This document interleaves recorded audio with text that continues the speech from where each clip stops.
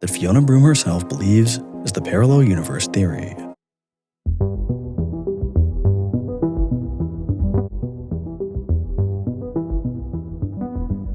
Have you ever had a memory that you remember so vividly, but then later realized that you were incorrect? Well, what if you shared that same false memory with hundreds or even thousands of others?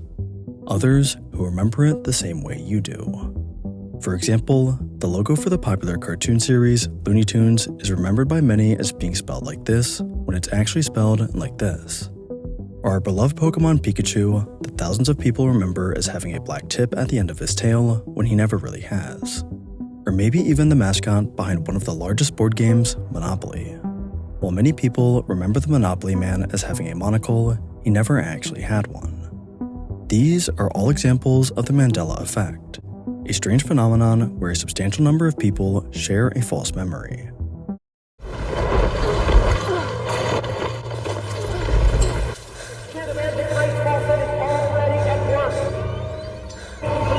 He's already coming into power.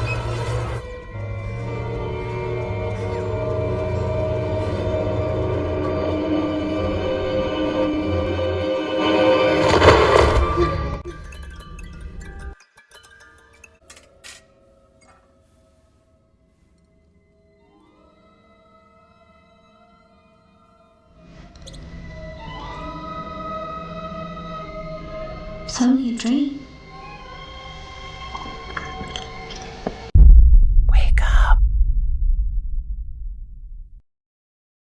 A strange phenomenon where a substantial number of people share a false memory. Memories that seem to go against any historical evidence or records. It's something that doesn't even seem to make sense, but something we're finding more and more examples of. Some of them can be explained simply, like two similar logos being remembered as the same, but other cases seem to not have any reasonable explanation at all. So how could so many people be remembering the same thing incorrectly? It's a question that everyone from psychologists to scientists and even conspiracy theorists have tried to answer, but none of their theories quite give a full story. Today, we'll be taking a look at some of the most interesting cases of the Mandela effect and attempt to find some sort of explanation for them, and of course, the phenomenon as a whole.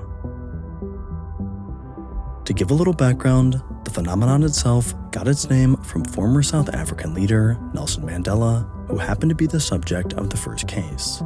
It all began when Fiona Broome, a paranormal researcher, discovered that many other people attending a conference she was at in 2010 shared her memory that Nelson Mandela died in prison in the 1980s, when in fact, Nelson Mandela was very much alive at the time of the conference and lived until 2013.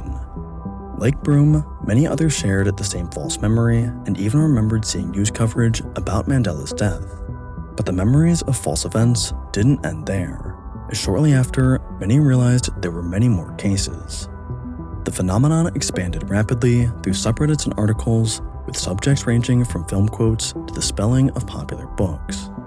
Soon enough, there were hundreds of examples of the strange effect, and thousands who chimed in, claiming to have the same memories, and more importantly, wondering how they all did.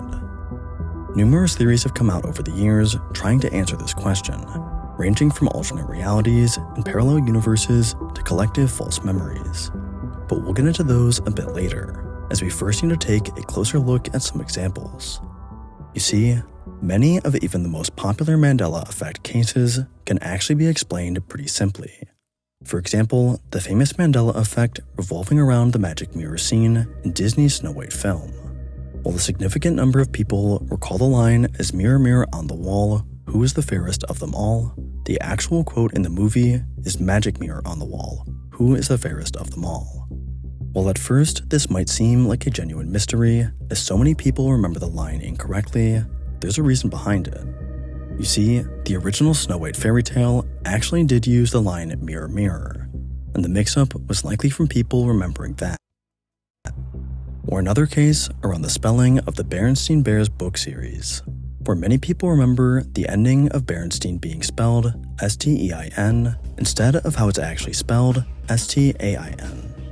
This is most likely due to the fact that the S-T-E-I-N suffix is much more popular in English language, causing some to confuse the two. This is sadly the case for much of the Mandela effect catalog, with varying reasons and explanations behind them. But not all of them. The Fruit of the Loom logo has long stood out as not only one of the most prevalent Mandela effects, but also one that lacks any reasonable explanation.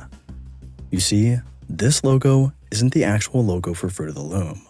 The cornucopia in the back isn't in the actual logo, and it never was. Regardless of that though, there are thousands upon thousands of posts, videos, and threads discussing the missing cornucopia. For many, it's the most iconic feature of the logo itself, so how could it never have existed to begin with? The company itself has repeatedly denied their logo ever having the cornucopia, and taking a look back at their logo's history through official documents, this seems to be the case. But this has done little to deter the investigation into the missing part of the logo. From individuals finding clothing with the elusive cornucopia on it, to digging up old newspaper articles referring to it. For example, in a 1998 Forbes article, Fruit of the Loom is referenced for having their well-known cornucopia logo on their websites of their distributors, despite their logo appearing right above the article without the cornucopia. Or, in a 1994 Florida newspaper, it's referenced during an interview with an actor from the old Fruit of the Loom commercials. Or another reference in a 1994 Pennsylvania newspaper, which used the headline, "A cornucopia of job cuts," while discussing Fruit of the Loom slashing 3,200 of their employees' jobs. And even stranger, the company itself filed for a now-canceled logo trademark in 1974 that includes the cornucopia in the design codes, even though it doesn't appear in the logo itself. This is clearly something that has been stumping the masses for decades. So, is there any other explanation behind it? While many have tried attributing the confusion to the fact cornucopias are often portrayed with fruits or the color of the leaves once being brown like a cornucopia, none can really prove their reason. This isn't the only case without a clear cause behind it too. Many others also remain a complete mystery. So if the answer isn't always a clear mix-up, what could be causing this strange phenomenon overall? Ever since the Mandela effect gained popularity back in 2010, there has been theories trying to explain it. By now, there's hundreds of them, ranging from the dull and plausible to the ludicrous and unlikely. So for the sake of time, let's take a look at some of the more popular and compelling among them.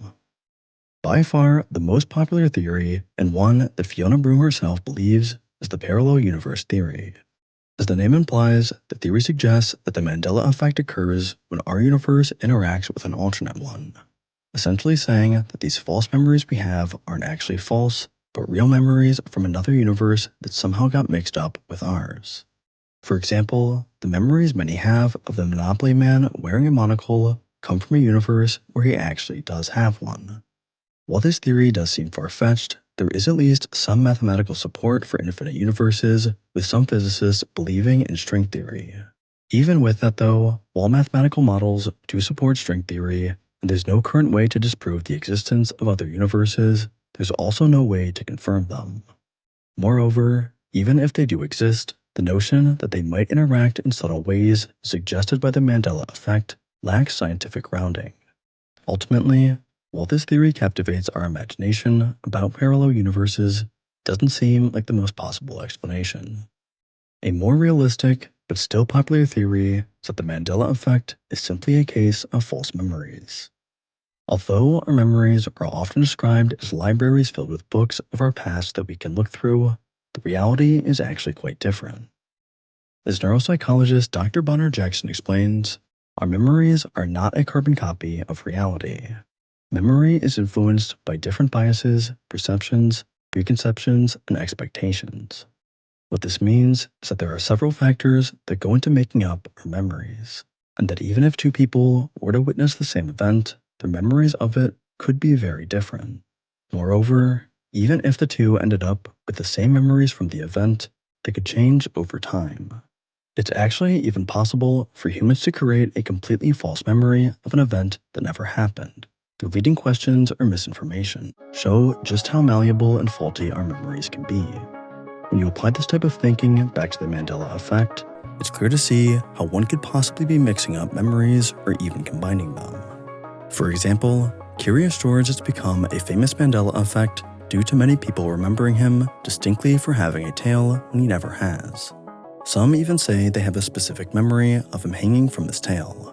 But what if he's just being confused with a different animated monkey? Abu from Aladdin and Diddy Kong, the Nintendo character, are both also comical monkeys that happen to hang from their tails in source material. There are plenty of other animated monkeys as well. It seems likely that the confusion behind Curious George comes from these memories of different characters clashing together when being recalled. There is one more study I'd like to showcase though, and I think it highlights some really interesting things about the Mandela effect and our memory. While attempting to test the validity of the Mandela effect, a team of psychologists from the University of Chicago performed an experiment where they showed 100 participants a real logo along with 2 tweaked versions of the logo. They then asked them to choose which was the correct version. Some of the images were well-known Mandela effects, so one of the tweaked versions were made to represent that. For example, Pikachu had the real version, a slightly tweaked one, and the version with a black tip on his tail as he's often remembered as having. Out of these examples with the Mandela effect inspirations, participants only guessed the correct answer 33% or less of the time, even when they were fully confident in their answer. In addition, the image they thought was the correct one was almost always the Mandela effect version. Even stranger, in another part of the test where participants were shown the correct image and studied it, they would still often proceed to guess the incorrect answer. Overall, this study revealed a few things. First, that the Mandela effect, or at least visual Mandela effects, are a real phenomenon. But more importantly, the researchers found that almost all of the participants hadn't seen the incorrect version of the logos before, meaning that despite their memories of the logos being only the correct version, they still chose the incorrect one. What this means is that something about these Mandela effect images just more so look like the correct versions. The researchers themselves echoed a similar message, stating they couldn't find a universal cause for the incorrect answers. Instead, theorizing the confusion is likely based on our shared environment. And I think this is a really big part of the phenomenon overall. It seems completely possible that many of the Mandela effect cases are simply due to mixing up common associations. As one last example, let's take another look at Curious George. Everyone seems to remember him as having a tail when he never has. But when you take a look at his design, it does look unnatural for him to not have one. Probably because monkeys in real life and every other animated monkey has one. We remember Curious George as having a tail because in our shared environment, monkeys have them. In conclusion, it seems like the Mandela effect doesn't have just one answer.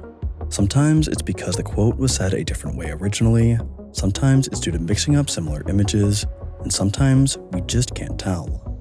Maybe that's why it's become such a persistent mystery. If every case is unique with a different cause behind it, then there isn't just one answer. There's hundreds, and a new one for each individual case.